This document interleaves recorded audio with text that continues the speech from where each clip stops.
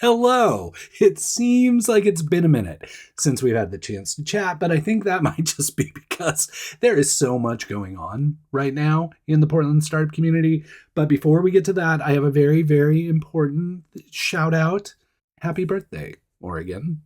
February 14th is Oregon's birthday. It's 166 years old and looking great for being that age. Keep doing what you do, Oregon. Happy birthday. And of course, it's Valentine's Day, too, just so you know. But happy birthday, Oregon. Glad you're here. Glad you're here. Glad Oregon is here. Glad we're all here. So let's get into some of the Portland startup news for this week. We might have some broader Oregon stories as well. If I can remember correctly, we do. So the big story this week, last week it was, I got the chance to kind of reveal that Pat Chung had been hired at the Metro Region Innovation Hub, which is for Portland, the hub of innovation and collaboration around entrepreneurial and startup support. Pat, new employee there as a navigator. I'm looking forward to seeing what he does there. I might have touched on that he's a former founder, and that is interesting to me by way of this story, which was also hugely popular this week. Yalda Morshiri has been named to the OEN team. Now, here's the thing. You're like, that's no surprise. I've seen her representing OEN at events all the time. Yalda's here, Yalda's there. She's hanging out with all kinds of people. It was officially announced that Yalda has joined as kind of the Angel Oregon program lead. Not kind of as. She's the Angel Oregon program lead. Why is this amazing? Why did I also mention Pat? Because Yalda's a former founder as well. And I love it when we can take the opportunity to engage with people with startup founder experience and get them engaged in organizations that support startups and entrepreneurship. And Yalda is no different. Like, she knows the drill. She knows the assignment. She's got to deal with like investor angel-y types. She's got to deal with startups who want money from those investor angel-y types. I think they have Angel Oregon Tech. They have Angel Oregon Bioscience. And of course, they have Angel Food, which is the food thing, even though it's a pun. So I'm really looking forward to seeing how Yalda engages.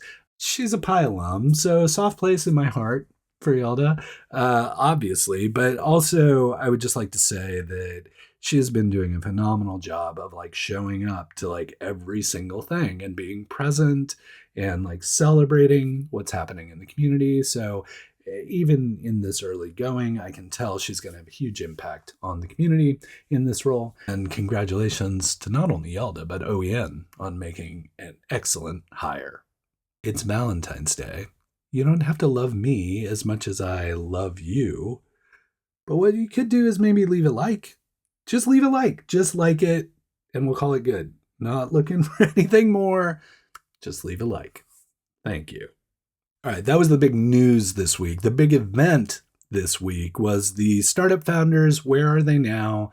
Specifically for Black History Month, we had the opportunity. Stephen Green sat down with a bunch of amazing Black founders from our community, folks who've been through Built Oregon or Pi or Pitch Black or Vanport Studio.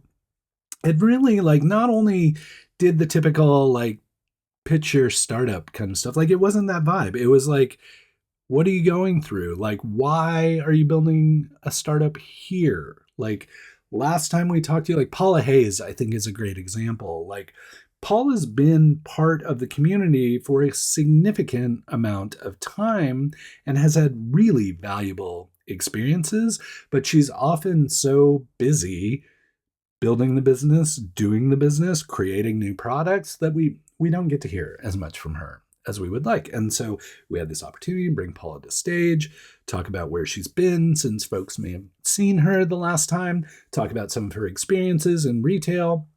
And that happened with 10 different founders. So what I would like to do is read off the list of founders and the programs that they participated in so that you know who all was there.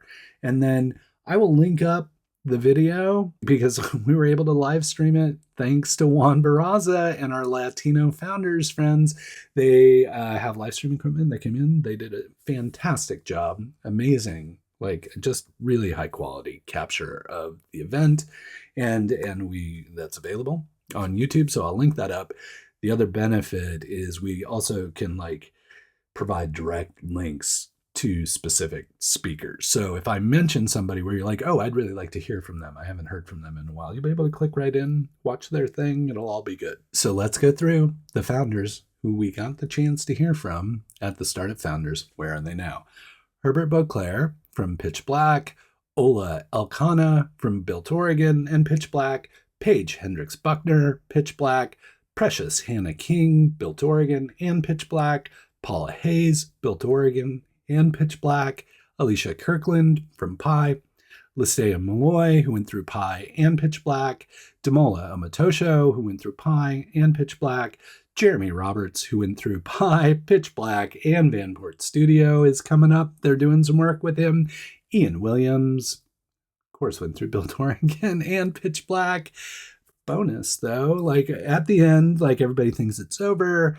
Mitch Doherty comes to the stage. Mitch Doherty, new manager of the Portland office of small business, grabs the mic, comes to the stage. He's like, Stephen, you're not getting away without answering a few questions. So, of course, our MC, Stephen Green, got to answer a few questions as well. All in all, I thought it was a great event. Sold out.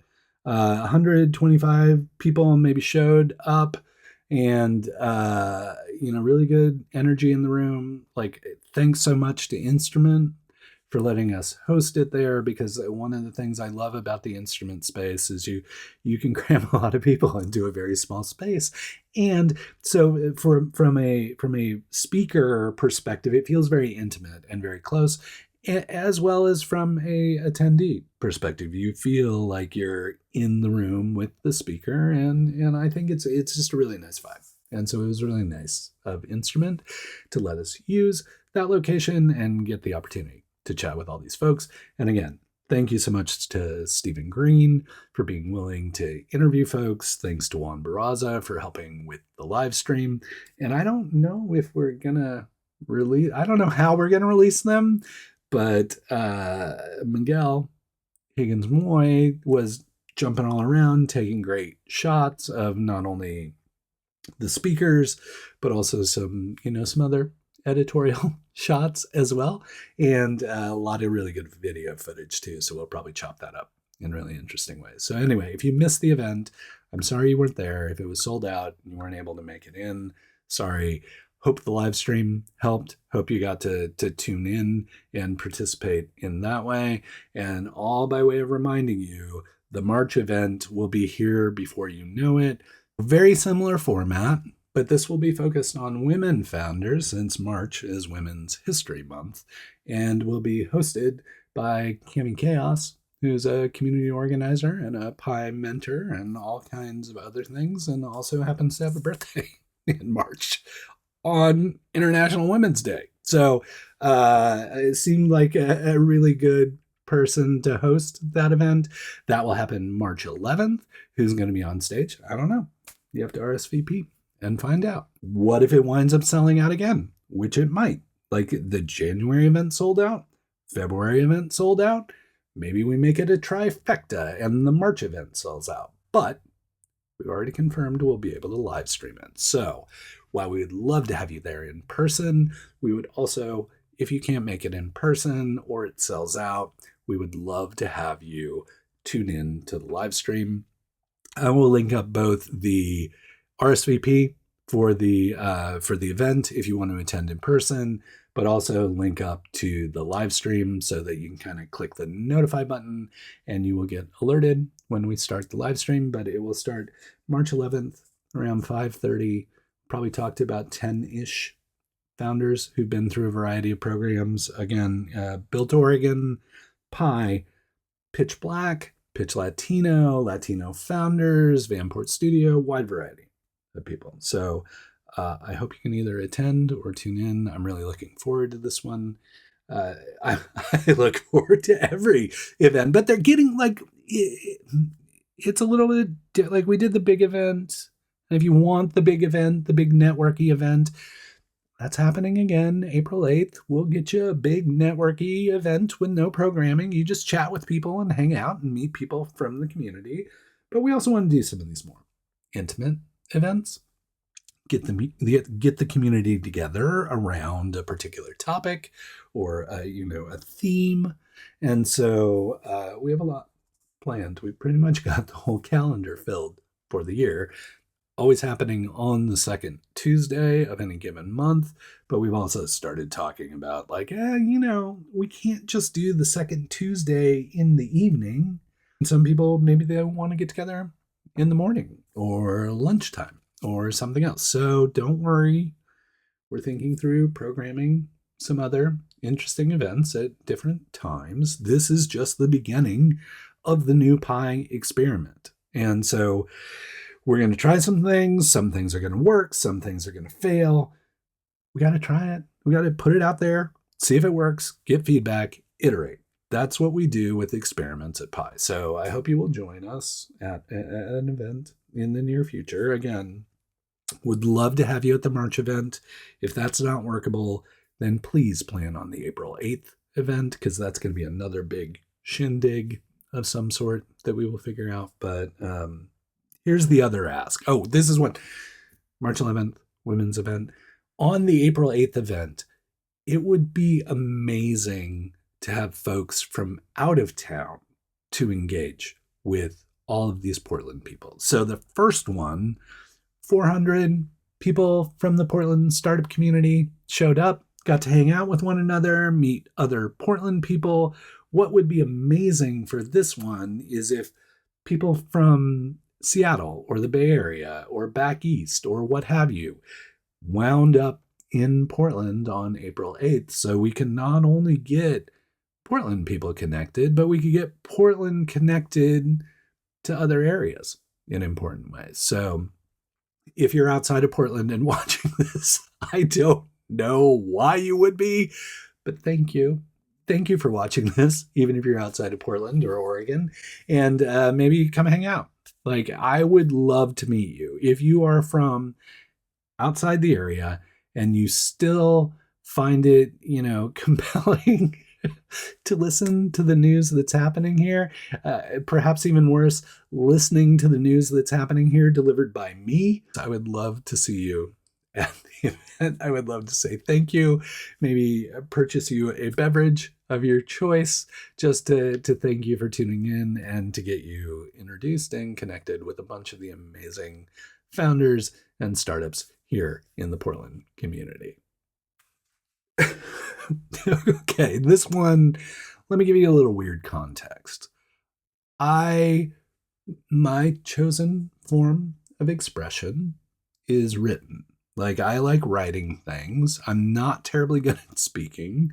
I am a hobbyist photographer, videographer, but it's not great. Let's be honest. It's not great. So I've been a blogger for a long time, since the last century. I was writing code to put words on the internet in the form of a blog prior to the turn of the century. And then, things came along like Blogger and other platforms. Eventually, I got to the point where I tried a few different blog formats. One was focused on marketing. One was focused on what it was like to be an employee and how business places should be better places. And then I finally hit upon the concept for Silicon Florist. But what inspired me to start Silicon Florist is what I'm going to cover next, that I'm so happy to see the resurgence of, is I started Silicon Florist because there were other people blogging. There were other startup founders telling their stories. There were other companies telling their stories. And I would be able to read their content, kind of amplify their content and get you to go read what other people were writing. And so this week, I was really happy to see two founders had taken the time. One is a LinkedIn post, but that's basically a blog, like a LinkedIn post thingamajig, not like a LinkedIn update, but like a full-on LinkedIn post.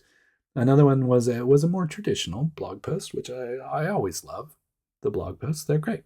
So the first one, Duncan Miller, founder of Rose City Robotics, co-founder, founder of Rose City Robotics, took the opportunity. He's bootstrapped a lot of companies, and he kind of thought about maybe going after chasing venture capital for Rose City Robotics, because robotics is kind of hot right now. And I believe they were at BBC. They were at Ben Venture Conference. I remember that. So Duncan took the opportunity to just kind of provide, like, here's a view on bootstrapping, here's a view on VC. And really the premise is why I found it so interesting, not only because a founder was blogging, that's amazing, but like his perspective was bootstrapping is good for the founders. Chasing investment is good for the investors. And so it's a really thoughtful take on those two ways of financing the growth of a company. Well worth the read. I will link it up so that you have the opportunity to read through it. But also, please, if it inspires you in any way and you are a startup founder, please, please, please write it down or something, like put it on YouTube or whatever, and let me know. Because I love when founders take the opportunity to pontificate about their experience or write about their company. And the more of that content I can consume, the better my day and week is. So if Duncan inspires you, great. Go create some content yourself. Send it my way. If you need even more inspiration, Mike Hewlin from Paxton down in Bend. Paxton AI in the legal space, they're doing really well. They recently raised some funding. I think you heard me talk about it a week or two ago, 22 million-ish, I believe, if I'm remembering correctly. I record this stuff because I can't always remember, but I think I'm right. He wrote a really thoughtful piece.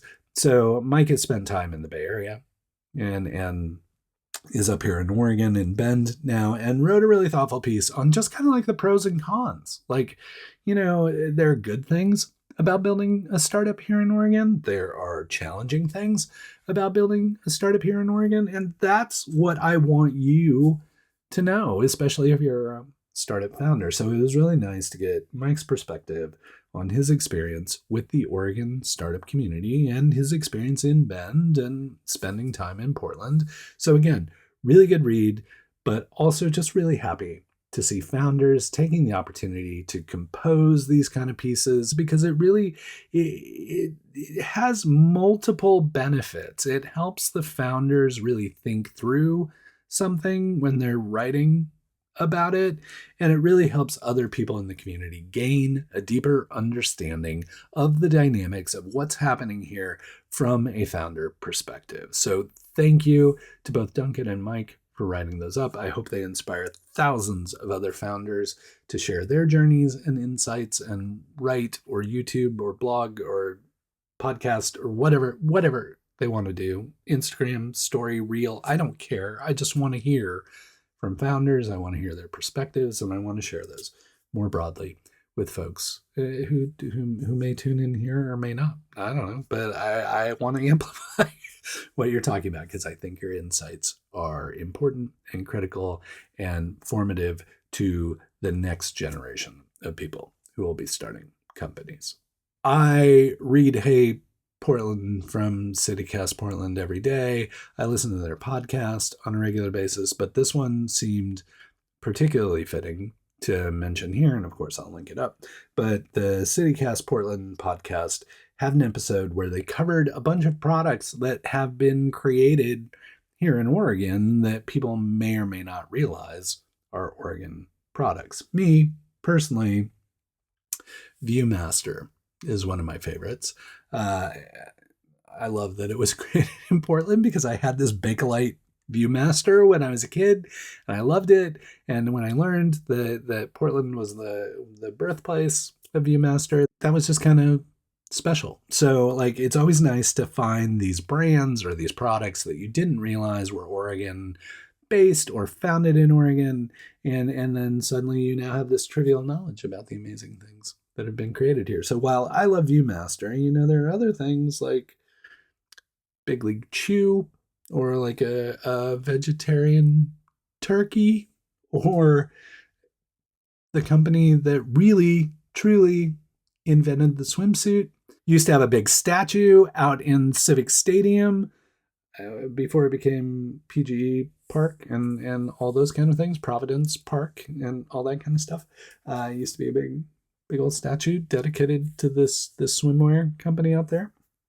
But anyway, there are any number of super interesting brands and companies that have started here that you may not realize are Oregon. And I just really think it's always beneficial for folks to realize the amazing brands that have started here.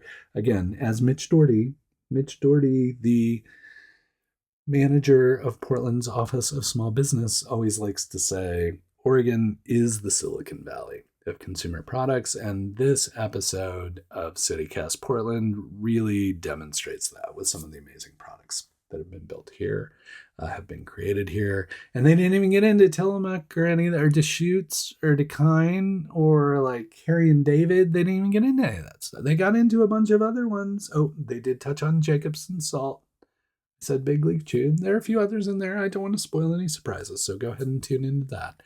And looking forward to hearing from you about potential brands that, maybe weren't mentioned, like maybe Keen. Oh, now I mentioned them. Or Columbia. Everybody knows Columbia and Nike and those. But anyway, go listen, go watch. Good episode. I will continue to highlight episodes of CityCast Portland that I think are relevant to the stuff we're talking about here. And I hope you find it as enjoyable and inspiring as I did.